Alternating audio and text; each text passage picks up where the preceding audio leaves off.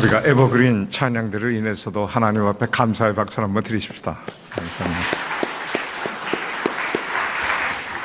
방금 우리 에버그린 찬양대가 부른 가사처럼 내일부터 우리가 주님의 십자가 고난 주간이 시작이 됩니다. 우리 기독교에 세 가지 큰 주류가 있는데 로만 캐톨릭, 그 다음에 정교회, 그리고 우리 리포엄드 처치라고 할 수 있는 개혁교회, 이렇게 나뉠 수 있습니다. 이 세 형제 집단이 어떤 의미에서 보면은 다 예수 그리스도의 십자가를 고백하고 또 예수 그리스도의 부활 믿음이 있습니다. 근데 로만 캐톨릭 집단은 예수 그리스도의 고난의 십자가를 좀 더 강조하는 특징이 있고요. 그 다음에 정교회는 부활신앙 쪽으로 강조하는 경향이 있습니다. 그리고 우리 개신교회 측은 양쪽 십자가와 부활을 좀 균형적으로 이렇게 취한다고 그럴까요? 좀 그런 특징이 있습니다. 오늘은 여러분들이 이제는 여행을 좀 많이 다니기도 하고 또 선교지를 또 방문하실 경우에 러시아라든가 또 중동의 여러 지역에 아직 기독교 세력이 남아 있습니다. 이라크도 그렇고요, 요르단에도 그렇고, 그 다음에 지금 전쟁이 한창 일어나고 있는 시리아에도 정교회 형태의 신자들이 있습니다. 그 다음에 이집트에는 콥틱 정교회 신자가 976만 명이나 있습니다. 그 다음에 그리스, 남부 유럽의 그리스부터 저쪽 리투아니아, 우리 성가대 주의자 한 분이 리투아니아 또 에게 그 삼국 한 나라에 가서 지금 또 공부하고 있는데, 그쪽 끝까지 많은 교회가 정교회권에 속해 있습니다. 자, 첫째 화면을 통해서 한번 그 구성을 한번 보도록 하겠습니다. 이게 아니죠? 첫째 화면, 네.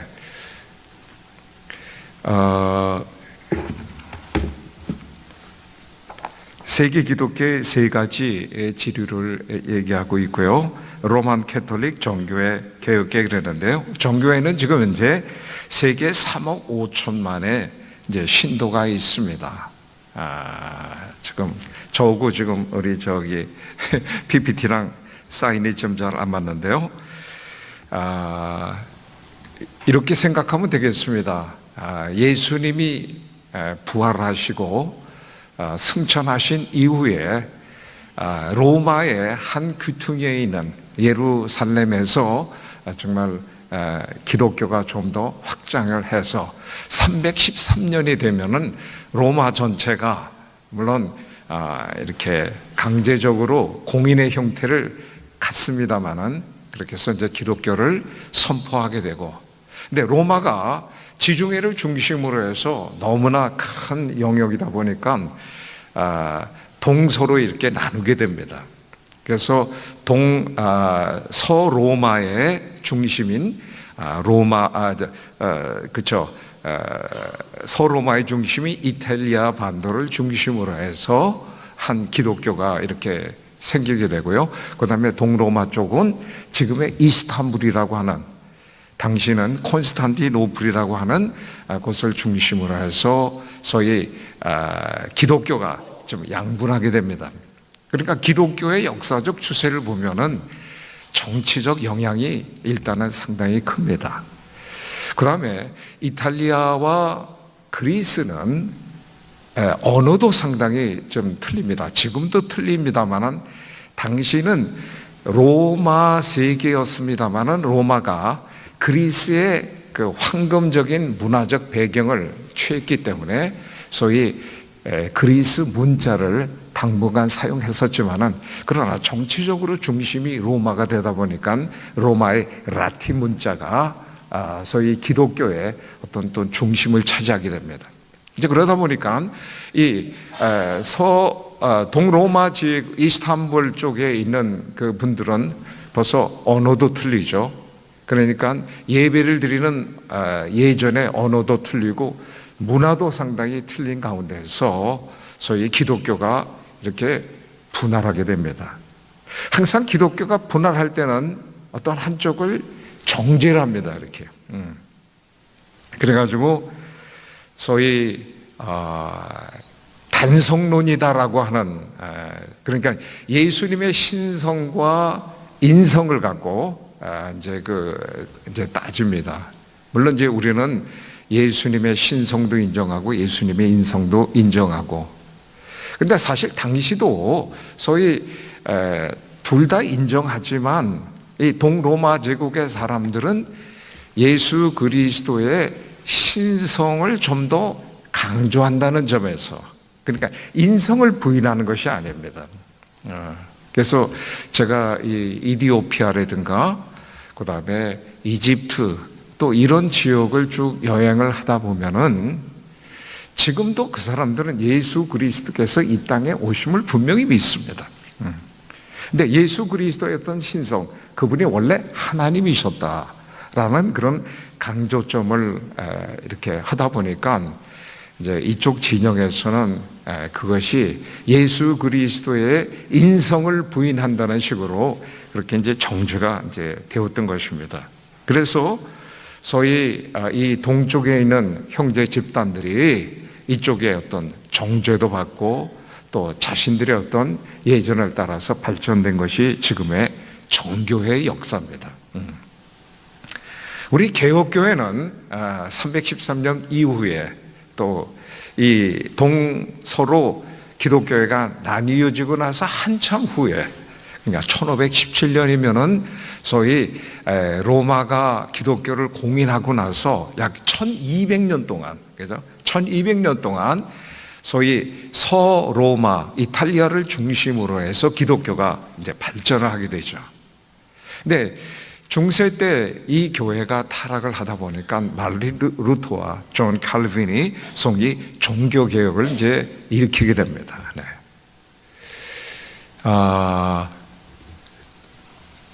화면을 좀 틀어주시겠습니까?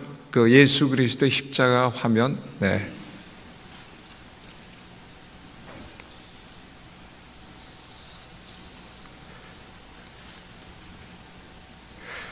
네, 이것이 이제 정교회의 한 동영상 모습입니다. 상당히 참 아름답습니다.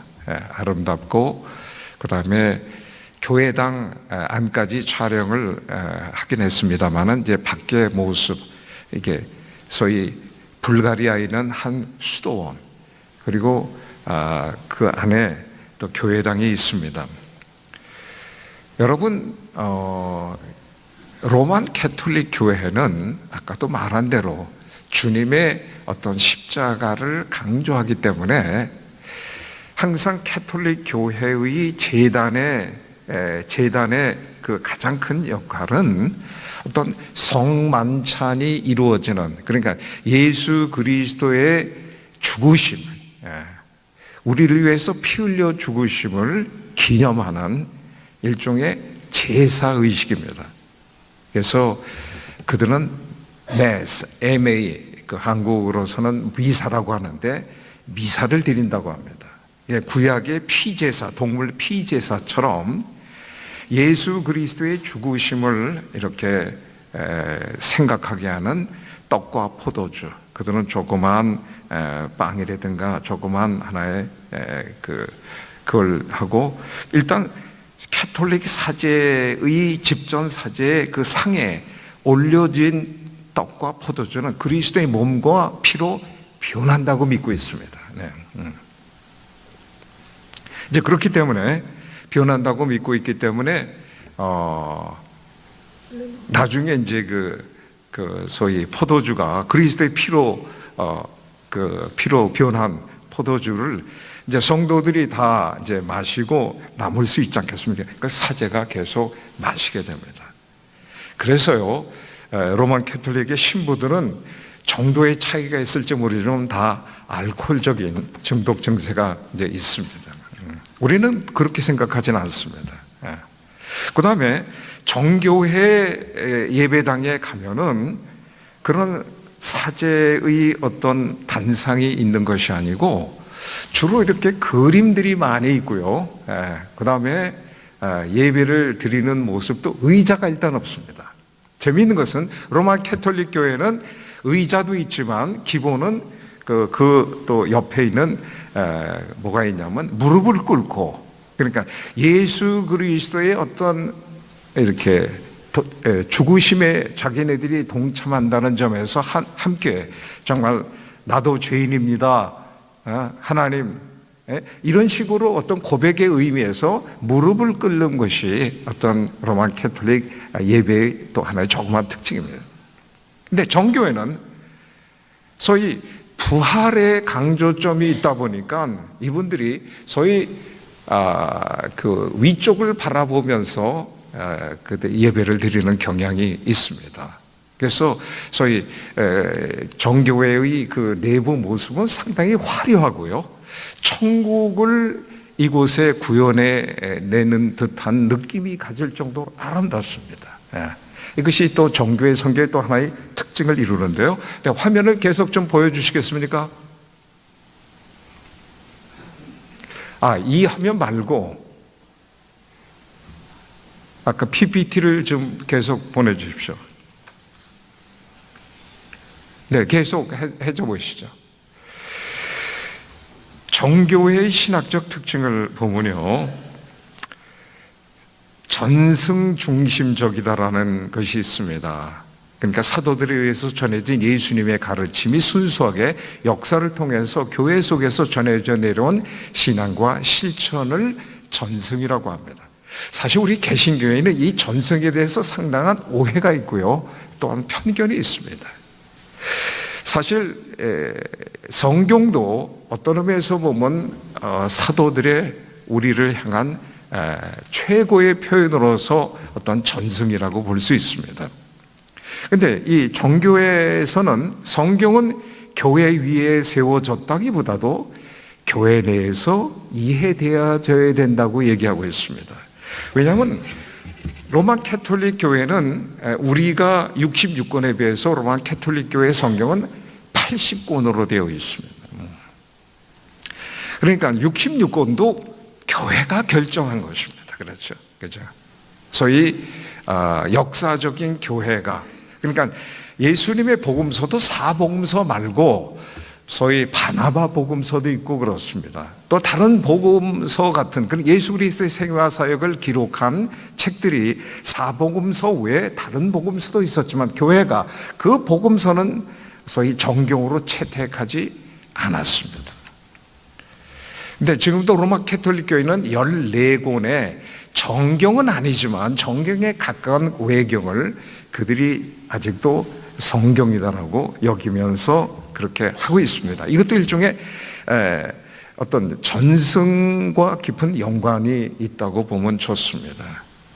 로마 캐톨릭 교회의 성경관도 하나님 계시의 최고적 표현이다, 이런 면을 쓰면서도 또 전승의 성경 외에 니케아 콘스탄티노플을 그 당시에 교회가 신조로 결정한 것을 또 하나님의 귀한 말씀이다라고 이렇게 고백을 하는 것입니다. 에큐메니컬 공회의 교리적 정의도, 이 세 가지를 이분들이 신학적 특징으로 갖고 있습니다. 두 번째는 아포파시스 신학이 있습니다.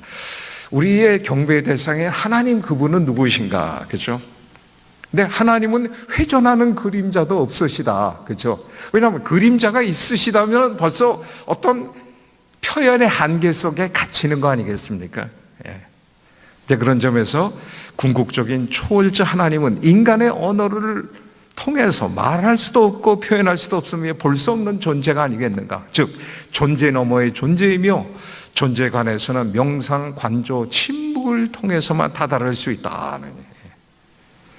그러니까 아포파시스 신학은 한마디로 소위 부정의 신학이다라고 합니다. 부정이라는 것은 아니다, 하나님은 이러이런 분이 아니다, 로만 이게 표현을 하다 보니까 하나님은 아까 회전하는 그림자도 없으시고, 하나님은 또 하늘에만 계시느냐?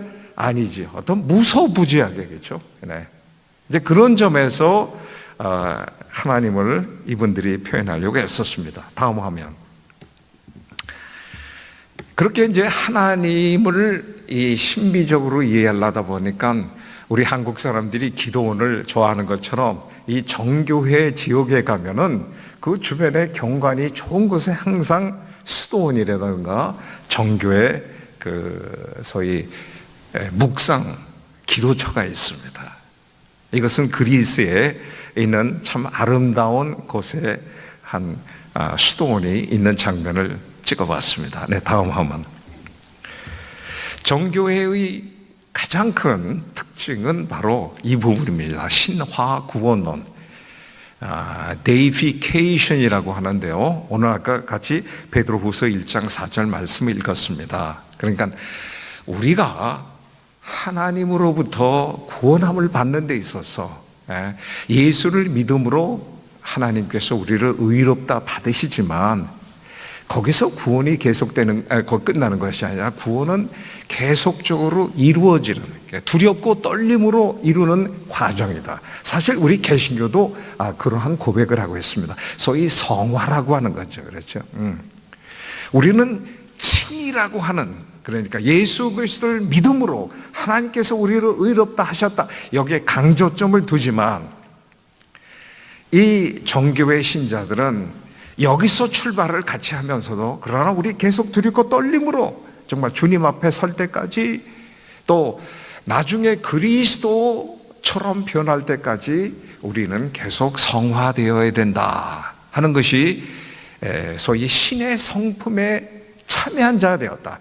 하나님께서 우리를 부르신 것은 구원을 주실 뿐만 아니라 그 하나님의 성품, 그 성품에 우리를 초청하셨고 우리가 또한 그 과정을 밟아야 된다. 서방교회는 사실 개신교회도 서방교회의 한 주류이기 때문에 우리는 죄와 구원을 지나치게 사법적 개념으로 우리는 강조하고 있습니다. 사실 서양인들은 guilty culture라고 해서 어떤 이러한 죄와 사법적인 문화입니다. 그런데 우리 한국 사람이 있는 이 동양 사람들은 쉐임 컬처입니다. 수치의 문화 있습니다. 그렇죠?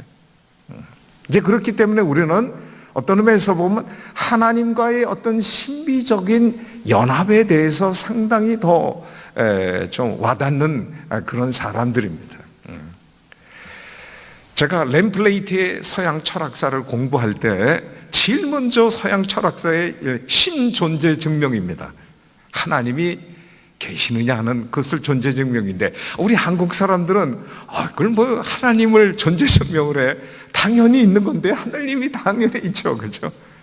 이 동방교회의 특징은 바로 하나님을 당연시할 뿐만 아니라 하나님과 인간의 어떤 신비적 연합을 통해서 구원에 이루고자 하는 그러한 경향이 있습니다. 그래서 정교의 구원론은 개혁교회의 칭의론 플러스 성화론이다 이해하시면 좋습니다. 재미있는 것은 이 정교회는 우리 개신교회에 훨씬 더 가깝습니다. 로만 캐톨릭 교회보다 훨씬 더 가깝습니다. 그래서 기독인의 최종적인 삶의 목적은 신이 되는 것이다. 그러니까 우리가 하나님처럼 되는 것이지, 그러니까 하나님과 동격이 된다는 그런 의미 아니라 그의 성품에 우리가 초대되었으니까 그리스도처럼 우리가 성화된다라고 하는 이것을 이분들은 신화라고 이렇게 표현하는 것입니다. 네, 다음 화면. 이분들은 또 성육신을 상당히 아주 강조하는 경향이 있습니다. 그러니까 하나님이신 분이, 그렇죠? 인간으로서는 표현할 수 없는 그 하나님이 이 세상에 오신 분이 예수님이 아니겠습니까? 그래서 우리는 그 예수님을 통해서 하나님을 다시 바라보게 되었습니다. 그런 점에서 우리는 예수님의 창문이라는 것을 통해서 삼위일체인을 바라보게 됩니다. 근데 하나님께서 이 땅에 오신, 그리고 육신의 몸을 입고 오신 사상이 성육신 사상입니다. 그러니까 우리는 예수님을 경배하면서 하나님을 경배합니다. 그런 것처럼 이 사람들은 성상을 어떻게 생각하냐면 성상과 도끼, 예를 들어 시베리아 지역에 계속 개척하면서 나무들이 많이 있으니까 도끼로 저희 나무를 패면서 정말 하나님을 묵상합니다. 이 사람들은 자기 집에 도끼가 상징하는 이 세상의 삶을 어떤 그림으로 이렇게 나타나고요. 그러니까 농부가 도끼질 나무를 하는 그런 거. 그리고 또 그 윗부분에서는 성상이라고 영적인 삶의 상징을. 그래서 하나의 조그만 그 그림이라고 그럴까요? 아니면 조그만 조각을 상부와 하부로 그렇게 묘사를 내렸습니다. 위쪽 부분은 천상의 부분이고 아래쪽 부분은 지상의 부분을 이렇게 나타나고 있습니다. 이걸 이 사람들이 이콘이라고 합니다. 모든 종교의 신자의 집에 가면 이 이콘이 있습니다. 근데 우리는 이것을 우상숭배다라고 이렇게 너무나 막 정죄하는 경향이 있는데, 사실 그런 정죄는 로만 캐톨릭 교회의 초기에 너무 일방적인 정죄의 영향을 많이 받은 그런 영향도 있습니다. 근데 저는 이 정교회를 또 공부하고 우리 또 선교사들은 이 정교회적에서 또 열심히 우리 개신교 선교를 하다 보니까 저는 많이 그분들과 토론하고 또 배우게 되고, 그러면서 이 부분에 대해서 내가 전에 갖고 있었던 것이 너무나 편견이었다는 걸 제가 알게 됐습니다. 왜냐하면 성상을 그들은 바라보면서 지상의 내가 천상의 하나님과 만남을 묵상한다는 것입니다. 그렇죠? 보이는 예수님을 통해서 보이지 않는 하나님을 만나는 것처럼 이런 이콘을 통해서 지상의 내가 천상의 하나님과 만남을 깊은 명상을 통해서 또 침묵을 통해서, 이것이 어떤 이들의 이콘 신학이라고 얘기할 수 있습니다. 여러분, 이콘의 여러 가지 모습을 한번 보겠습니다. 다음 화면. 네, 여기는 지상의 삶과 천상의 삶을 하나의 천사의 그 위에 그림에 천사의 그림이 있고, 밑에는 이제 어떤 지상의 어떤 성도들의 삶을 그린 그림입니다. 이 성상의 근거 다음 화면을 통해서 보면, 여러분, 성육신이란 무엇입니까? 하나님께서 자기 비하하신 것이 아니겠습니까? 그러니까 하늘에서 그 놀라운 그 세계를 버리시고 이 땅에 오신 예수님은 자기 비하, 이걸 갖다 케노시스라고 합니다. 이 하나님의 자기 비하는 사실 이미 오래전에 일어났지만 우리가 사실 접근할 수 없는 부분이고, 또 묘사되기가 참 쉽지 않은 부분일 수 있고, 또 표현될 수 없는 그 하나님이 육체를 입음으로써 묘사되었다는 것이죠. 그렇죠? 네, 그렇죠. 그러니까 아까도 그 부정의 신학 얘기했습니다. 그러니까 하나님은 무엇이 아니다. 그러니까 우리가 그분을 어떻게 접근할 수도 없다. 묘사할 수도 없다. 표현할 수도 없는 분이 우리를 사랑하셨기 때문에 육체를 입고 이 세상에 오셨기 때문에 우리가 그 하나님을 묘사할 수 있고, 하나님을 만졌고 하나님의 소리를 들었으며 또 하나님의 말씀을 우리가 지금 받게 되었다.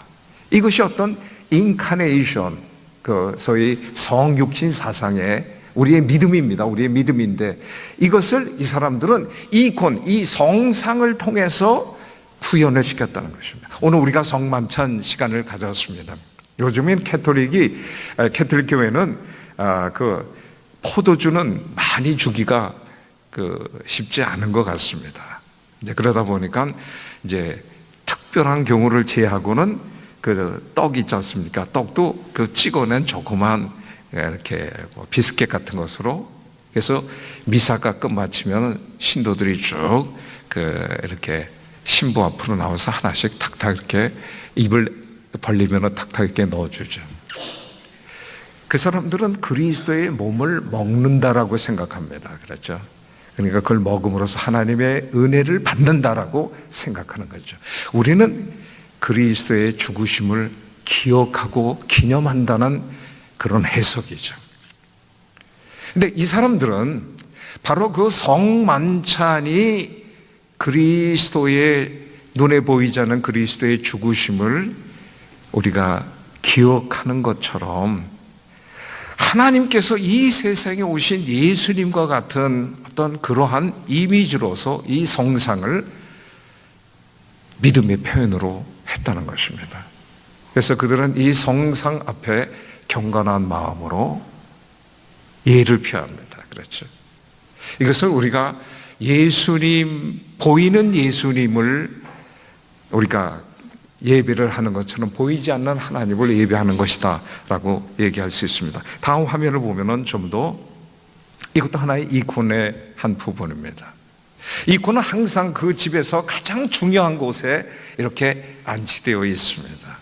그래서 이들은 이콘을 매일 그 앞에 서서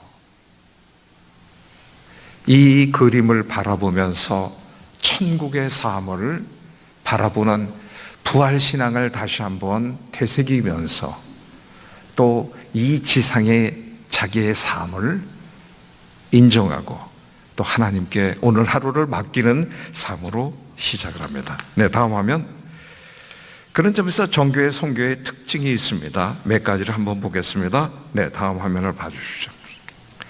이것은 한 정교회 예배당의 안에 있는 모습인데요. 정말 화려합니다. 여러분 모스크바에 가시면은 그 모스크바의 붉은 광장 한 귀퉁이에 아주 외부에서 보기에 아름다운 예배당이 하나 있습니다. 관광 명소가 될 정도로 정말 많은 사람들이 그걸 돌아보며 입을 벌리고 입을 다물지 못할 정도로 아름답습니다. 근데 어디 가나 그렇습니다. 어디 가나 아마 세계 많은 교회당 중에서 제일 아름다운 교회당은 정교회 예배당입니다. 왜 그런지 아십니까? 그 다음에 그 안에 들어가면 이렇게 화려하고 멋있습니다. 그 이유는 이것입니다.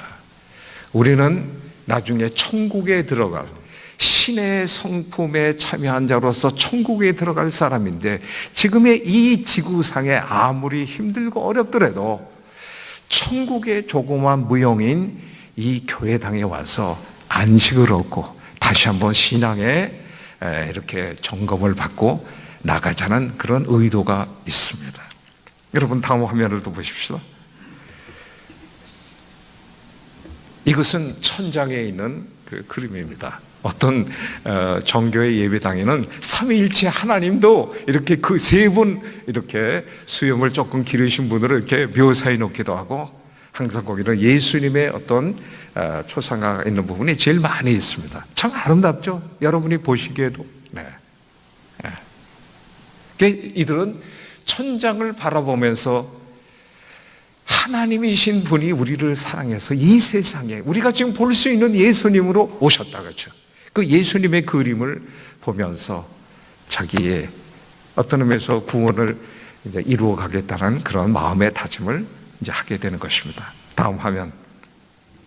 그래서 정교회 선교, 이제 정교회 사람들이 신부들이 또 그 사람들이 선교의 특징이 첫 번째는 구원의 완성으로서 선교를 합니다. 수동적으로 이제 이 사람들이 선교를 하는데 우리 개신교처럼 옛날 로만 캐톨릭 교회가 중남미에 막 예수회를 통해서 나갔던 그 공격적인 선교가 아니라 이 사람들의 선교 방식은 수동적입니다. 사람들로 오게 하는 것입니다. 그래서 거룩함에 이르는 결사적인 노력과 모습을 통해서 다른 사람을 끌어들이는 방식입니다. 그래서 아름다운 교회당을 집어넣고 사람들 하여금 구경을 오게 하고 이게 뭐냐? 이것은 천국의 하나의 모형이다. 눈에 보이지 않는 천국의 모형이고 눈에 보이지 않는 하나님이 이 안에 계신 것처럼 이콘이나 여러 가지 그림을 통해서 그림이 그려 있다. 이렇게 이들은 선교해 왔습니다. 두 번째는 국가 정치적 성격이 강합니다. 로만 캐톨릭 교회는 하나의 교회를 강조하다 보니까 가장 수장인 교황이 있고요. 그리고 일사불란하게 이렇게 물리적으로 하나됨을 강조합니다. 개신교, 우리 개혁교회는 너무나 파편들로 있는 것 같지만 우리는 유기적으로 하나됨을 강조하고 있습니다. 그런데 정교회의 하나됨의 특징은 재미있습니다. 삼위일체 하나님처럼 성부, 성자, 성령 하나님이 인격체로 따로 존재하지만 협의하는 식으로 한 몸을 이루고 있다. 이걸 갖다 그대로 교회에 구현시킵니다. 그러니까 국가별로 정교회가 하나의 그러한 구성원을 갖고 다른 나라의 국가에도 정교회가 있으면서 이 정교회가 서로 높다고 생각하지 않고 동등하며 협의를 이루면서 소위 교회를 이룬다라고 하는 이 사상을 갖고 있습니다. 그래서 한 국가의 정교회는 황제가 깊이 교회에 관심을 갖게 되고요.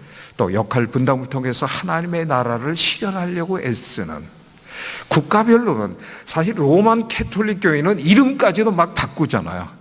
예를 들어서 한국 사람이 예수를, 김철수가 예수를 믿으면 김아다나시오 뭐 이렇게, 그렇죠?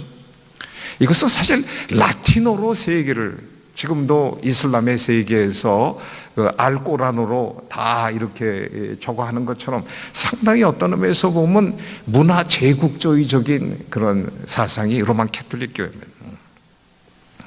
그런데 이 정교회는 각 국가별로의 독특성을 인정해요. 국가별로 정치와 수장이 다른 것처럼 국가별로 거기에 소위 정교회의 대주교가 있고, 이 대주교들은 서로 동등하다는 것을 서로 인정하고, 이들이 이러한 신앙을 갖고 정치와 종교의 역할 분담을 통해서 중동과 중앙아시아의 많은 모슬렘 공격들을 막아냈습니다.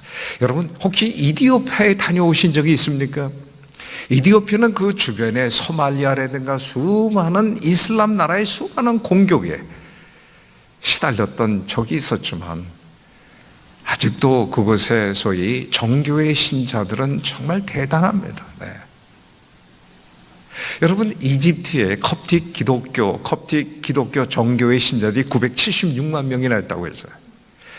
여러분이 이스라엘과 전쟁이 나면은 여러분이 이스라엘 편이 되죠.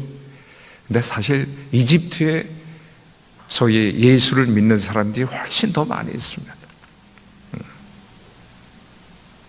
콥틱 기독교 부모님들은 자기 자녀가 나중에 배교할까봐 이 손목에 십자가를 갖다가 문신을 어린 시절 때부터 새겨줍니다. 한번 한 젊은이 식사를 하면서 가만히 보니까 여기 십자가가 이렇게 있어요. 그래서 이게 무엇인가 했더니 자기 부모님이 이 혹독한 이집트의 그 무슬림의 공격과 회유와 또 핍박 속에서 신앙을 배반하지 않기 위해서 어린 시절 때부터 이걸 새겨주시고, 늘 우리는 예수를 믿는, 하나님을 믿는 사람들이라는 걸 그렇게 강조했다는 것입니다. 이게 국가 정치에서 성격이 강한 선교를 이들이 하고 있습니다. 재미있습니다.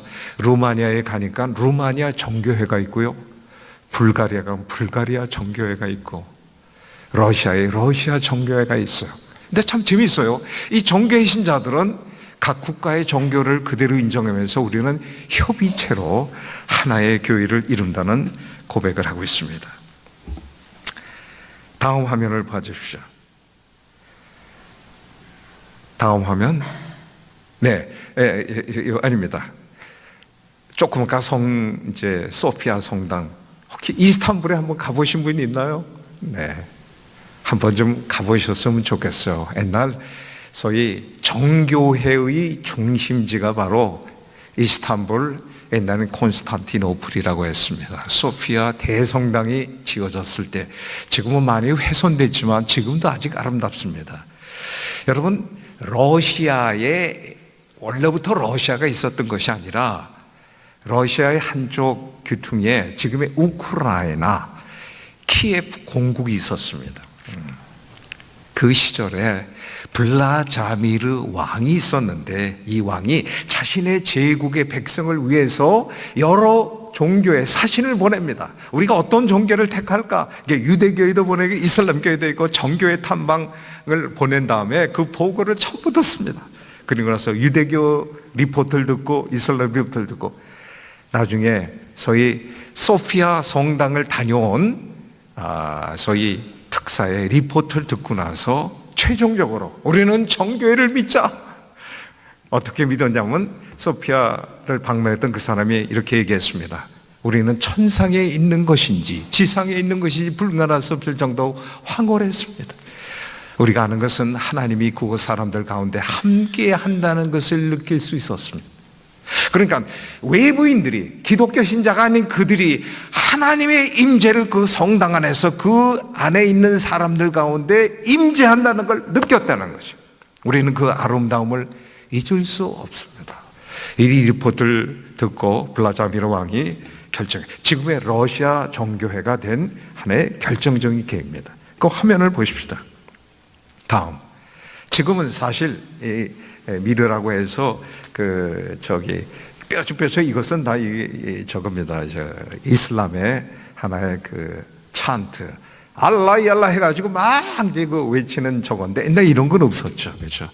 그리고 이것도 원래 정교회 당이었는데 회교당으로 한동안 수백 년 동안 사용하다가 나중에 너무 외부 압력도 있고 자기네들도 너무나 머쓱하고 그래서 지금은 박물관으로 지금 사용되고 있습니다. 여러분이 가시면 아마 이 박물관을 구경하는데 그 아름다움과 갖다 회로 막 터치라고, 그리고 거기에 또 이슬람의 여러 이제 그림들을 그려놓고 해서 요 다음 화면은 이제 그걸 말하고 있습니다. 내부에, 그렇죠? 저기 동그라미에 글씨 있는 건 아랍어입니다. 알라 외에는 다른 신이 없다라고 하는 그런 글귀를 저기에 적어놓고, 지금 보기에도 참 아름다운데 당신은 얼마큼 아름다웠겠습니까? 소위 정교의 신자들은 이런 식으로 자부심을 갖고 나는 비록 지상에 있지만 천국 신앙을 갖고 있으며 이 천국을 다른 사람들에게도 보여주기 위해서 소위 교회당의 친구를 데리고 오는 그런 전도 방식을 취하고 있습니다. 네, 다음 화면. 이것도 지금 성소피아 성당에 다 회치를 하고 했는데 이건 제대로 좀 아직 있는 것이 있어서 사진이 찍혔습니다. 네, 다음 화면. 정교회, 선교의 또 하나의 특징은 이제 고난을 많이 경험한 종교.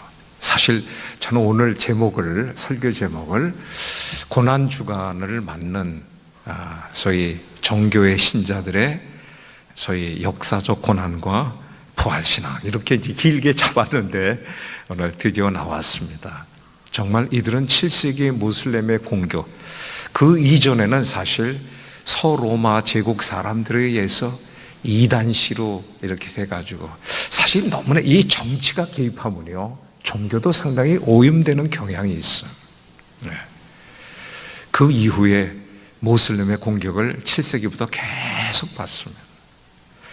11세기는 또 십자군 전쟁, 서로마의 지금의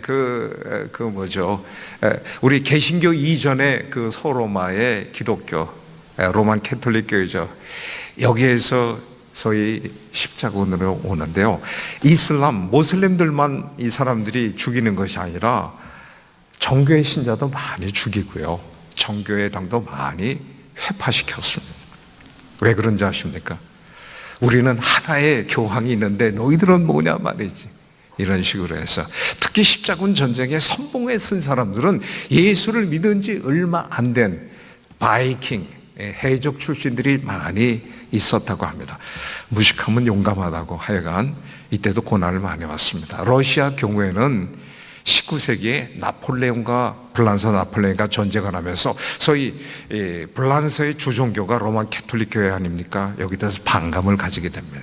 20세기는 독일과 전쟁을 통해서 많은 사람이 죽고요. 또 독일의 종교가 개신교에서 개신교에 대한 반감을 가져서 이게 민족주의 종교화가 됩니다. 그래서 러시아 정교회.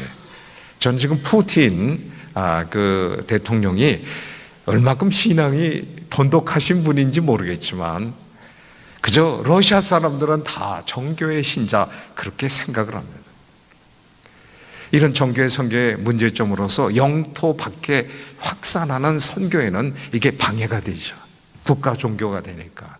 물론 이것은 로마 캐톨릭식으로 하나의 어떤 정치적인 종교로 선언하진 않았지만 각 국가별로 하나의 종교의 독특성을 인정해주고 루마니아, 불가리아, 그 다음에 리투아니아 정교회를 인정하다 보니까 그 사람들이 종교적 정체성으로 우리는 정교회 신자.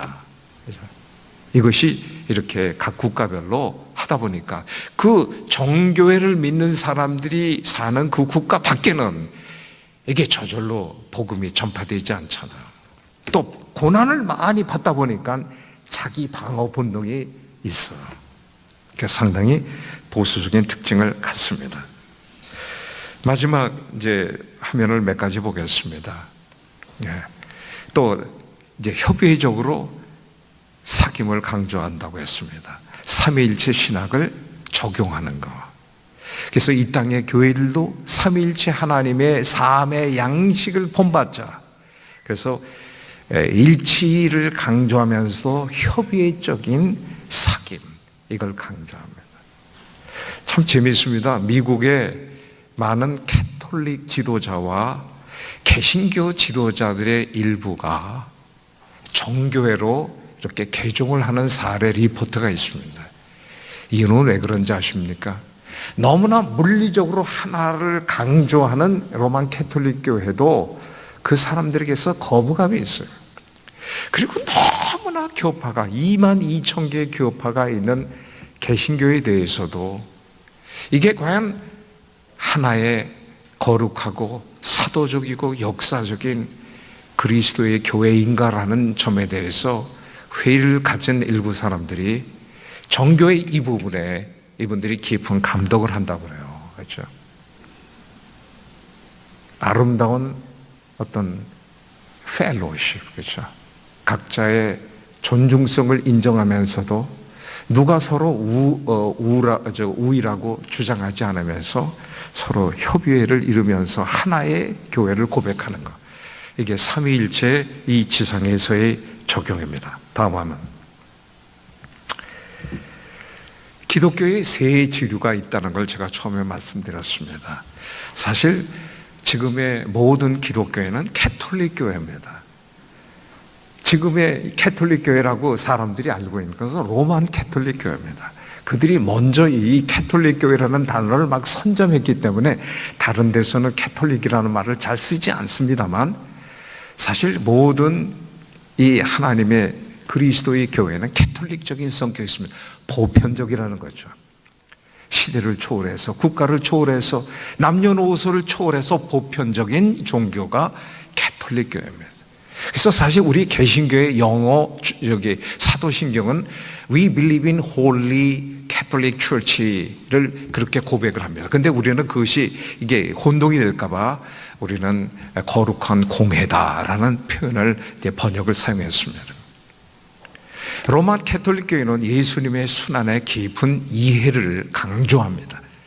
그래서 메스라고 하는 것은 미사라고 하는 이 표현은 희생을 의미합니다. 글자 의미가 희생. 성당 중앙에 예수 그리스도의 대속적 희생을 체현하는 제단이 로마 캐톨릭 교회의 중심입니다.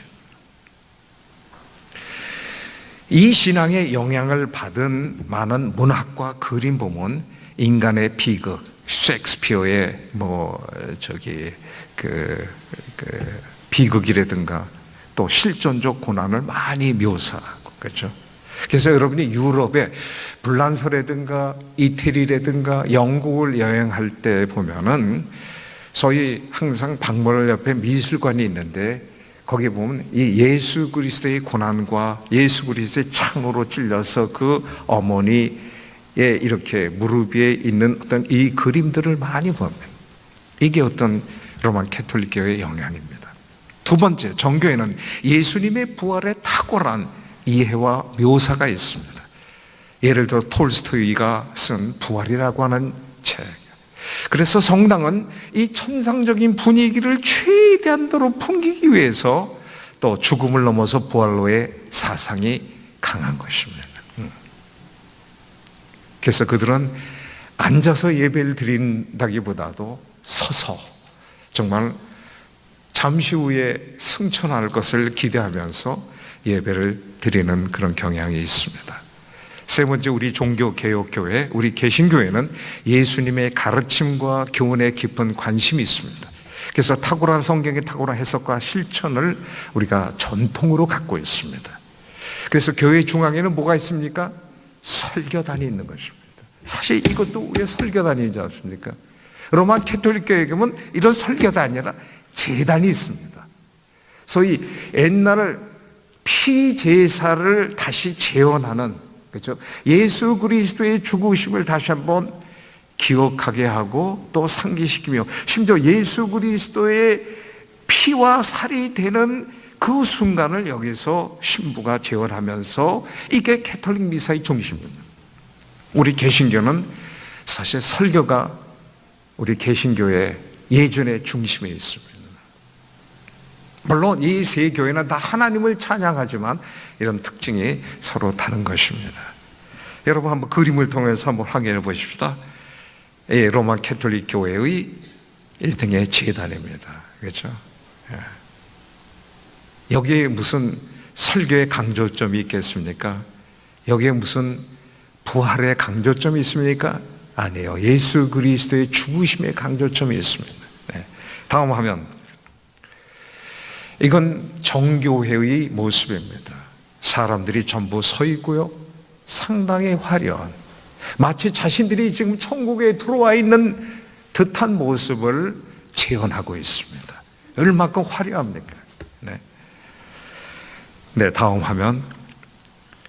이것은 요한 웨슬레가 목회했던 그 교회에서 찍은 겁니다.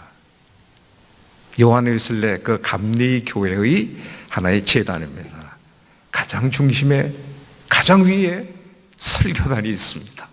성만찬도 그 밑에서 이루어지지. 이것이 우리 개신교회의 큰 특징이라고 보고 싶습니다. 여러분, 오늘 여러분과 함께 혹시 다음 화면이 있습니까? 네.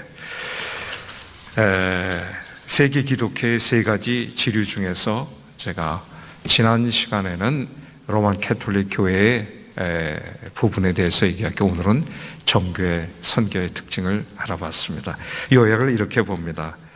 기독교의 세 가지 주류 중에서 로만 캐톨릭 교회, 그 다음에 정 캐톨릭 교회, 오르토독스 캐톨릭 철치. 이게 이쪽에서 너무나 또 캐톨릭을 선점하다 보니까 캐톨릭이란 말은 오르토독스, 그러니까 다른 교회, 진짜 교회, 그런 의미입니다. 이 정교회라고 하는 것은. 그 다음에 개혁교회는 썩어 빠진 로만 캐톨릭 교회를 원래 형태로 가져가겠다 해서 이제 개혁교회가 있고요. 지금 이 중에 3억 5천만의 신도가 있습니다. 결코 적지 않습니다. 근데 이들을 우리가 하나의 이교도라고 너무나 이렇게 생각하지 말고, 물론 이들 중에 좀 약간 잘못된 길로 가는 사람도 있을 수 있습니다. 우리 개신교 진영에서도 잘못된 길로 가는 사람이 있는 것처럼 말이죠.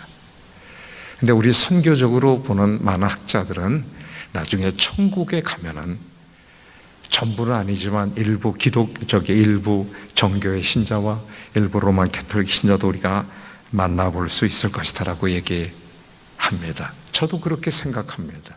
네, 그렇기 때문에 우리가 이해를 잘 할 필요가 있고, 또 정교의 어떤 선교의 특징을 이해하면서 우리가 본받을 점은 전 본받아야 된다고 생각합니다. 우리는 너무나 칭의 쪽에 강조하다 보니까 예수를 믿고 약간 엉터리로 사는 사람들이 있습니다. 사실 성화를 기독교는 강조하고 있습니다. 저 남포교회 박영선 목사님은 바로 그런 분입니다. 사실 그분은 믿으면 되겠네 반발을 느껴서, 그죠? 그럼 예수 믿은 그 이후 그게 뭐가 중요하냐? 그 성화라는 게 중요하다. 그분은 상당히 강조하는데 전 일리가 있다고 생각합니다. 1, 2 정도가 아니라 그래야 된다고 생각합니다. 종교의 신자들은 우리처럼 구원의 확신이 적을 수 있습니다. 왜냐하면 아직 성화의 관계 도중에 있기 때문에. 그러나 그들은 좀 더 진지합니다. 제가 구르지아 공화국에 우리 선교사 수련회 있을 때 강사로 갔는데 나를 이렇게 데리고 가는 이 운전수가 한참 운전하다가 이 산길로 막 가는데요. 갑자기 가슴에 손을 딱 대고 운전하는 사람이 딱 대고 다시 또 운전을 그래서 조금 방향을 또 뭐가 보이나 했더니 저 산 위에 십자가가 딱 보이니까 이 친구가 가슴에 손을 대고 딱 예의를 표현한 거예요. 그리고 교회당에 왔을 때 그들이 참 우리는 그것을 우상처럼 이렇게 정죄할 수 있는 이것은 어떤 로만 캐톨릭교의 어떤 영향입니다. 어떤 길티 컬처의 어떤 영향입니다. 근데 그들은 이 교회당은 천국의 모형이고, 그렇죠? 그 다음에 성상조차도 성육신 예수님을 우리가 경배하는 것처럼 우리가 그 예를 표함으로써 그 어떤 천국의 삶과 신의 성품에 동참하는 그 놀라운 진리를 체험하고자 하는 것이다 라고 하는 그들의 얘기를 들을 때는요 참 가슴에 와닿는 면이 있어요. 제가 러시아를 여행할 때 한 수사에게 우리 선교사 통역을 통해서 물어봐요. 이 그림들이 이렇게 뭐 많이 필요했는가? 천지창조부터 예수님의 재림까지 그림이 쫙 그 성당 안에 있어요. 그 수사가 이런 얘기를 했습니다. 옛날에는 문명이 많아서 성경이 그리스어로 기록이 되었을 때 그리스어를 모르는 많은 러시아 사람들을 위해서 정교의 신부가 그림을 가리키면서 강론을 했다고 하는 것입니다. 전 그 얘기를 듣고 나서 내가 그동안에 너무 약간 무식했다. 너무 그런 걸 정죄했다 싶은 생각이 들어서 미안한 생각을 느낀 바 있습니다. 물론 저의 결론은 우리 개혁교회가 가장 성경적인 성경 해석이고 그 다음에 가장 바른 믿음이다라고 하는 그런 게 있습니다. 그렇지만 우리가 그렇다고 해서 남을 쉽게 정죄하기보다 어떤 그들의 또 아름다운 모습을 통해서 나를 바라보니까 그 중에 하나가 뭐냐면은 각 국가별로 정교회가 있으면서도 이들이 소위 코이노니아 펠로우십을 통해서 하나의 교회를 이루어가는 그랬죠. 이 모습 앞에는 제가 존경심이 좀 느껴지더라고요. 이건 우리가 배워야 되겠다. 이건 우리가 배워야 되겠다. 사실 우리가 있는 합신교단은 1979년도 합동이 썩었다고 해서 나온 하나의 교단입니다. 그래서 우리는 개혁이라고 교단을 붙였고 그러나 우리 따라서 이 개혁교단에 수많은 또 개혁교단이 생기고 또 얼치기 개혁교단이 생기다 보니까 57개 개혁교단이 되었습니다. 우리는 사실 개혁교단으로 시작했지만 너무 그 사람들이 갖다 붙이니까 우리는 합신개혁이라고 붙이고 지금은 너무나 개혁교단이 조금 너무나 멋쩍으니까 개혁도 안 붙이고 대한예수교 장로의 합신이라고 합니다. 이건 부끄러운 우리의 자화상일 수 있습니다. 저는 이제 선교사의 한 사람으로서 이제는 우리가 좀 더 하나님 앞에 좀 더 솔직하게 성경과 또 하나님 앞에서 우리가 한번 다시 한번 생각해 보자. 그래서 우리 이제 개신교의 가르침에 출발을 두면서도 지난번에는 로만 캐톨릭 교회 그리고 이번에는 정교회를 지금 알아봤습니다. 마치 제가 오늘 정교회의 어떤 저걸 선전하듯이 이렇게 혹시 말씀드린 감이 있으면은 그건 오해가 될 가능성이 있습니다. 그렇지 않습니다. 저는 우리의 개혁신앙이 가장 좋고, 저는 하나님 앞에 이 개혁교회 신자가 된 걸 참 감사하게 생각합니다. 그러나 우리가 완전하지 않는다는 것을 저는 많이 고백하고 싶습니다. 그래서 제 주변에 저보다 더 다 약간 다른 신앙, 이단이 아니라면은 이제 그분들을 통해서 배워야 되는 것이 우리의 참 모습이 아니겠는가 싶어서 말씀드렸습니다. 다음에는 좀 더 이 기독교 지경을 조금 넘어서서 가장 지금 우리에게 또 관심적 영역이 있는 이슬람 부분에 대해서, 이슬람 부분도 참 알면은 참 그 도움이 될 만한 많은 것들이 있습니다. 우리가 배워야 될 것이라기보다도 우리가 알면은 이 세계를 이해하는데 참 도움이 되고, 지금의 우리가 신문지상에 볼 때 이슬람 소위 IS에 대해서도 우리가 좀 더 이해할 수 있는 복이 될 것입니다. 한번 다 같이 기도하겠습니다. 하나님 감사합니다. 우리 하나님께서 우리에게 귀한 기독교 신앙을 주신 것을 감사합니다. 세계의 많은 기독교인들이 세 부류로, 세 주류로, 로만 캐톨릭 교회 신앙으로, 우리 개혁교회 신앙으로, 그리고 정교회 신앙으로 이렇게 표현되어 있습니다만은, 그러나 우리가 한 분 예수 그리스도를 통해서 한 분 하나님을 바라보고, 또 십자가의 신앙뿐만 아니라 우리가 부활 신앙으로 우리 모두가 고백하고 있사온데, 하나님, 우리가 서로 돌아보아 사랑과 선행을 하는 마음으로 바라보게 도와주시옵소서.